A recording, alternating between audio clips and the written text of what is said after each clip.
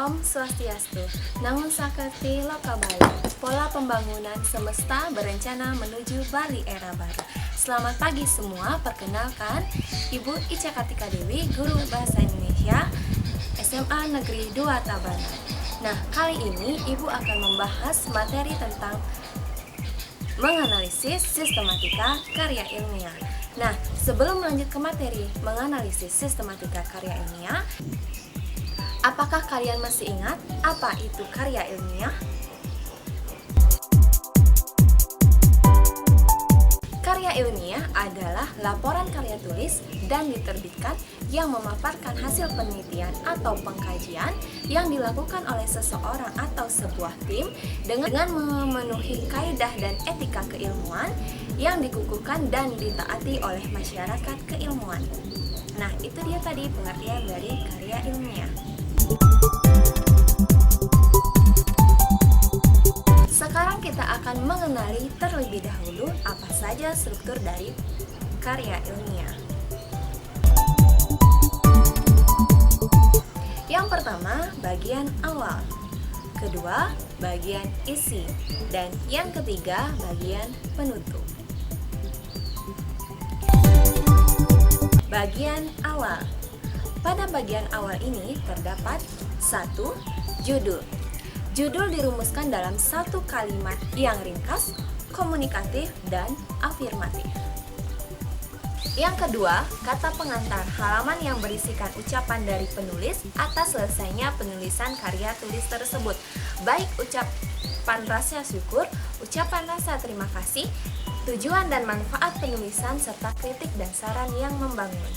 Ketiga, daftar isi, halaman yang menjadi petunjuk isi pokok dalam sebuah karya tulis ilmiah. Oke, kita masuk ke bagian selanjutnya, yaitu bagian isi. Nah, sebelum masuk pada bagian isi, Ibu akan tampilkan satu contoh teks karya ilmiah.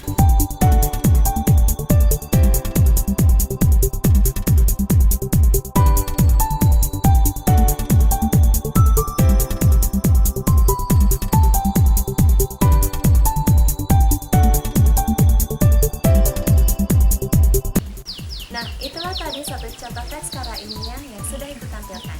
Kita lanjut ke bagian berikutnya, yaitu bagian isi.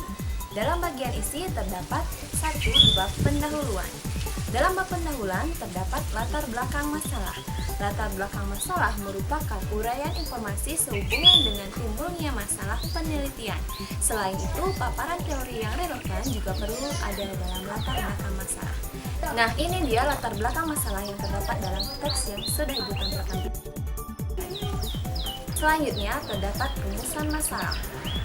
Pernyataan krisis atau argumentasi yang fleksibel yang diambil intinya dari pertanyaan umum dari masalah penelitian sebagaimana tercantum dalam latar belakang masalah. Tujuan berisikan uraian singkat serta jelas tentang tulisan apa yang hendak dicapai dalam penelitian tersebut.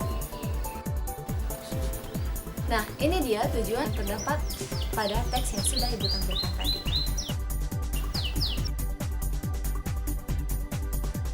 Dalam bab pembahasan terdapat pembahasan memuat gagasan peneliti yang terkait dalam apa yang diamati, dipaparkan, dianalisis di bab terdahulu.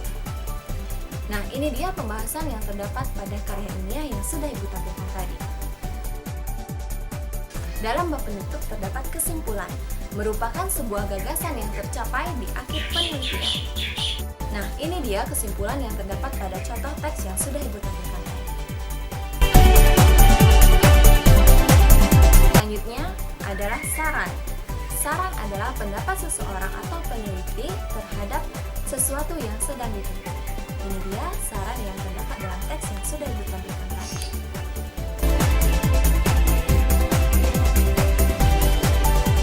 Dan yang terakhir adalah bagian penutup. Pada bagian penutup terdapat daftar pustaka. Daftar pustaka adalah suatu susunan tulisan di akhir sebuah karya ilmiah. Daftar pustaka ini berisikan nama penulis, judul tulisan, penerbit, identitas penerbit, dan tahun terbit. Daftar pustaka ini digunakan sebagai sumber atau rujukan seseorang penulis dalam berkarya. Nah, ini dia daftar pustaka yang terdapat dalam teks yang sudah Ibu tampilkan tadi.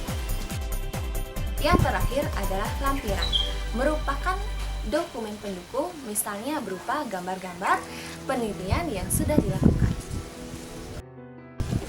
Oke, cukup sekian materi tentang menganalisis sistematika karya ilmiah. Tidak susah kan? Nah, apakah kalian sudah siap untuk belajar menganalisis sistematika karya ilmiah? Mari kita belajar bersama, berbagi ilmu bersama, dan menjadi generasi muda yang berprestasi. Akhir kata, saya Ica Kartika Dewi mengucapkan terima kasih karena sudah menonton. Om Santi Santi Santi.